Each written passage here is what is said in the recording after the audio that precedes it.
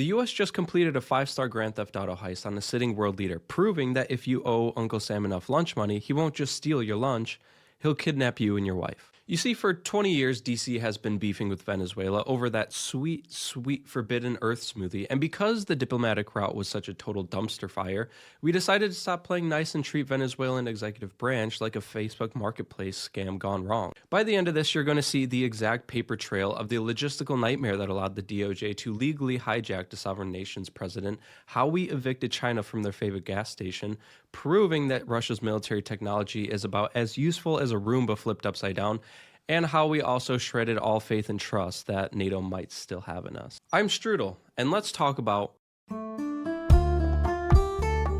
So to understand what just happened, we have to go back 20 years and see why the US stopped treating Venezuela like a country and started treating it like a scene from The Wire. None of this was really about promoting democracy, it was really just about building up a RICO case that would hold up in a New York courtroom. So we have to talk about the OG disaster that really started all of this. You see, back in April 2002, the US looked at Hugo Chavez, who was the Venezuelan president at the time, and thought, hey, let's try a coup. It worked in the 50s, right? Well, the problem with that coup was that it was about as well organized as the toddler's birthday party that the toddler threw for himself. It lasted exactly 47 hours before collapsing under its own incompetence. But because the US fumbled the initial takedown so badly, Chavez didn't just survive, he essentially evolved. He realized that the liberal world order was a suggestion and not a rule. He then evicted US oil companies from the world's largest gas station and used the profits to bankroll a I Hate America club with Russia, China, and Iran. And then for the next 20 years, Chavez and his successor Maduro turned the country into a bunker state. They didn't just buy tanks, they essentially built a civilian military militia system designed to make any future internal revolution impossible from the US. And so because of this, the US realized they couldn't just inspire the people to rise up anymore. The regime had patched that exploit.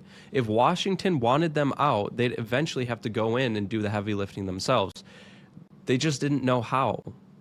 Yet. Now fast forward to 2020, while the rest of the world was hoarding toilet paper, the DOJ was printing the world's most expensive wanted poster. On March 26, 2020, the DOJ unsealed indictments against Nicolas Maduro and 14 officials for narco-terrorism, drug trafficking, and a bunch of other stuff along those lines, filed in the South District of New York. By filing these charges, the US invoked the cartel logic. It took Maduro off the diplomat list, where you had to worry about things like sovereign immunity, and put him on a fugitive list. And from that moment on, the Pentagon wasn't planning an invasion, they were essentially just planning a high-risk arrest, and the paperwork was the weapon. While there's many reasons behind all of this, the real reason was that so we could just get a piece of their sweet assets buried in the ground. And then on October 2021 came the Alex Saab saga, the bad lunch that changed the trajectory of this whole circus. Now, if you don't know who Saab was, he was Maduro's financial architect. He knew where every bar of gold was hidden and how the oil for food kickback schemes worked. When the US grabbed him during a fuel stop in Cape Verde, Maduro obviously lost his shit. But instead of playing it cool, Maduro reacted like a cornered mob boss. He shut down negotiations and started grabbing American citizens off the street to essentially use them as trading cards. So the policy of containment died right there in a Cape Verde jail cell. DC finally realized Maduro wasn't a politician they could negotiate with. He was a cartel boss with a flag and a lot of hostages. But you can't just kick the door down of a sovereign nation because you're annoyed with them. You need a break glass in case of emergency moment. You need a public, undeniable heist that makes the rest of the world look the other way while you grab the handcuffs. And for the US, that moment arrived on July 2024. In July 2024, Venezuela had an election. The opposition didn't just win, they absolutely smoked Maduro. They digitized the actas, which is basically the physical voting receipts, and uploaded them to the interweb. It was a mathematical beatdown, like it wasn't even close. But our guy Maduro simply looked at the math, decided he didn't like it, and he had his hand-picked Supreme Court declare him the winner anyway. Oh, no, I don't think so. And because of this, the last shred of democratic legitimacy evaporated right there. Even the peace at any cost folks in the State Department realized that talking was just going to give Maduro 3 more years to buy Iranian drones and Russian advisors. So essentially, the diplomatic track was officially dead to the US. By August 2025, the vibe in Washington had shifted to what we call the Trump corollary. The logic to this was pretty simple. Venezuela was no longer a human rights issue, it was a migrant generating machine and a Russian forward operating base. The US decided that regional stability trumped sovereign respect. And this provided the ideological why that moved Venezuela from the wait and see pile to the send in the seals pile. But unfortunately, moving into a send in the seals mindset requires you to stop caring about the international community's feelings. You have to decide that while everyone else is playing the long game of hopes and dreams, you're playing the short-term game of handcuffs and extraction. And unfortunately, that divorce from diplomacy happened at the worst possible time, during a celebration of peace. In a classic humanity is a dumpster fire moment, the Venezuelan opposition was awarded the Nobel Peace Prize in October 2025. You would think that this would help, but it did not. The US, driven by ego and get it done energy at this point, saw the Nobel Prize as a sign that the international community was going to keep trying the peace route for about another decade. Naturally, because the US had zero patience left for strongly worded letters, they stopped trying to build a 50-nation alliance with Venezuela.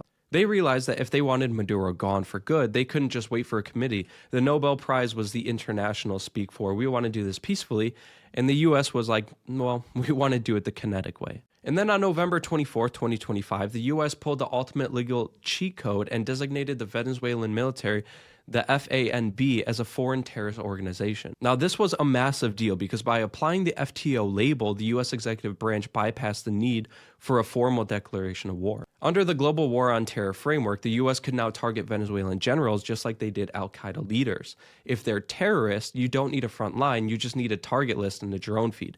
It turned war essentially into a manhunt. Now, you guys probably remember in December 2025, that was essentially the warm-up. The US Navy began enhanced counter-narcotic operations. That was actually a giant stress test for Venezuela's defense. You know, those famous videos where Pete Hegseth and Donald Trump were just reposting them blowing up a bunch of Venezuelan boats and calling them drug peddlers. But the real goal behind this wasn't just a shock and awe effect, it was to test Russian-made S-300 radars. Every time a US destroyer got close, they watched the Venezuelan radar light up like a Christmas tree. And therefore, by the end of the month, the US had mapped every single blind spot in the regime's moat. Seeing all this play out, Maduro did the last logical thing that he could think of, and he retreated to Fort Tijuana.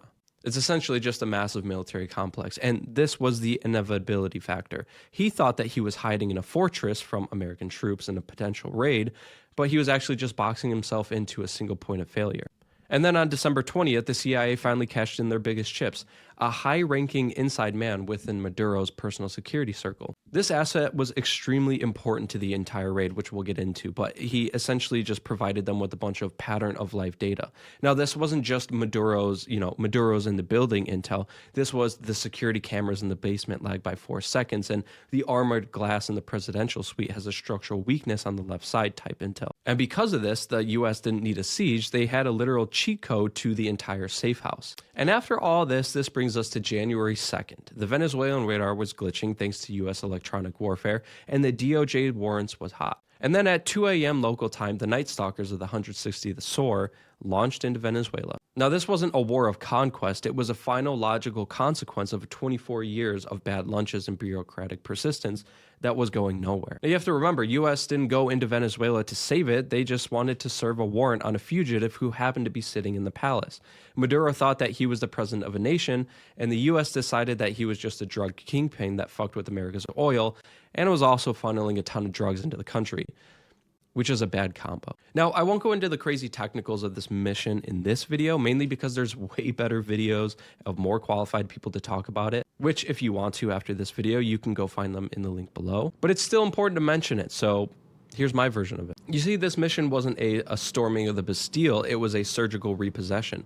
At 2 a.m., while Maduro was likely dreaming of selling more dope to the the US military initiated a geopolitical equivalent of a no-knock warrant on his palace. The 160th SOAR, the Night Stalkers, who fly like they have a literal cheat code to gravity, dropped a collection of Tier 1 Delta Force operators onto the roof at Fort Tijuana, which I don't know if that's how you say it, but we're gonna go with it. These guys essentially move through the building like a hot knife through butter, or more accurately, like a debt collector who's been waiting 24 years to take back that 24 Mustang that you knew you couldn't afford. And the actual capture was a masterclass in tactical humiliation. There were no cinematic monologues of "you'll never take me alive" moments or a huge gun battle or anything like that. Instead, the US used flashbang diplomacy to turn the presidential guards into a group of very confused and very deaf spectators. Within 12 minutes, the most powerful man in Venezuela went from commander-in-chief to parcel awaiting shipment. They essentially bagged him, tagged him, and threw him into a Black Hawk before his security team even finished their smoke break. It was the ultimate fuck around and find out speed run. By the time the sun came up, Maduro wasn't a head of state. He was just a high-value item in handcuffs and an eye mask flying over the Caribbean toward a New York courtroom. The US didn't just break the door down, they uninstalled the entire house while the owner was still in bed. It was clean, it was petty, and it was the most expensive get-in-the-van moment in human history. But the problem with performing a tactical lobotomy in a sovereign nation is that once all the smoke clears,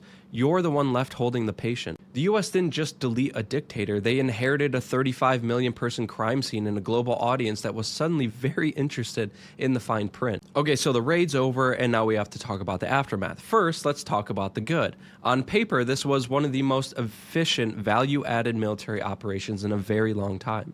The US Navy and SOCOM managed to decapitate a regime while still keeping the lights on. They focused on the denial of runway tactics and surgical strikes of S-300 batteries, resulting in only 75 casualties, most of whom were the elite Cuban Black Wasp security units protecting Maduro. And for the US military, they finally got the shake-off of the Iraq-Afghanistan hangover by proving they could still pull off a high-stakes heist without getting stuck in a 20-year quagmire. They got the guy, they released 139 political prisoners as a signing bonus, and the best part about all this is they didn't lose a single American soul. For a brief 48-hour window, the Pentagon looked like the smartest guys in the room. But unfortunately, this is where reality steps in. The world expected the US to hand the keys to Maria Corina Machado, the woman who actually won the election and the 2025 Nobel Peace Prize. But because we love chaos, the US did the exact opposite. Because Machado had committed the ultimate sin of winning a Nobel Peace Prize, the White House viewed her as too soft and unpredictable for the gritty business of running an oil state. Instead, they performed the Delcy pivot. They kept Maduro's own vice president, Delcy Rodriguez, as the interim leader.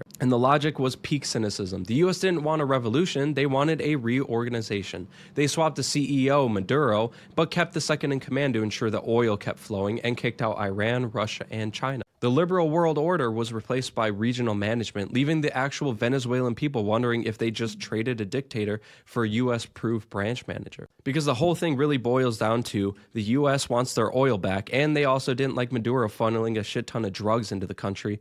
But, if his second in command can, maybe not do it as much, we'll keep that. And then finally, we have the ugly part of all of this. We have the global fallout. By abducting a sitting president, the US didn't just break the rules, they essentially just wiped their asses with it. The international experts at Chatham House and the UN immediately labeled the raid as a violation of the UN Charter.